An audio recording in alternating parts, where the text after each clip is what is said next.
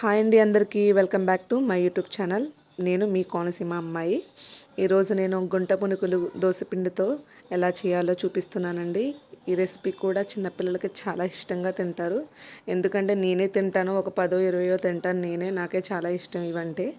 అందుకే ఈరోజు నేను చేస్తున్నాను. మీరు కూడా ఒకసారి ట్రై చేయండి. మ్యాక్సిమం మీ పిల్లలు అయితే మాత్రం ఒక 10 కంపల్సరీ తింటారు. దోసపిండి పెట్టుకొని దాంట్లో సాల్ట్ వేసుకోండి ఫస్ట్. తర్వాత క్యారెట్, ఆనియన్స్, పచ్చిమిర్చి, కొత్తిమీర, కరివేపాకు కూడా వేసుకోవచ్చు. మా పిల్లలు తినరని చెప్పేసి నేను వేయలేదండి, ఆప్షనల్. పచ్చిమిర్చి కూడా మీ ఆప్షనల్ అండి, వేస్తే వేయండి లేకపోతే లేదు. నార్మల్గా వేసినా కూడా చాలా బాగుంటుంది.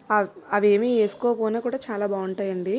ఇవి గుంట పునుకులు చిన్నపిల్లలకి అయితే చాలా బాగా నచ్చుతాయి. ఇవి స్నాక్స్ ఐటెం కింద పెట్టచ్చు, బ్రేక్ఫాస్ట్ కింద పెట్టచ్చు. అలా ఆయిల్ వేసిన తర్వాత ఆ పిండి ఒక్కొక్క గుంటలో కొద్దిగా వేయండి, ఫుల్గాని.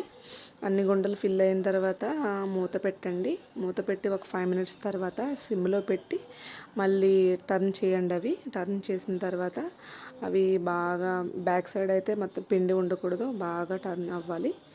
అయిన తర్వాత ఇంక కంప్లీట్ అయిపోతుంది అనమాట. ఇదిగోనండి గుంట పునుకుల రెసిపీ చాలా బాగుంటుంది, ట్రై చేయండి.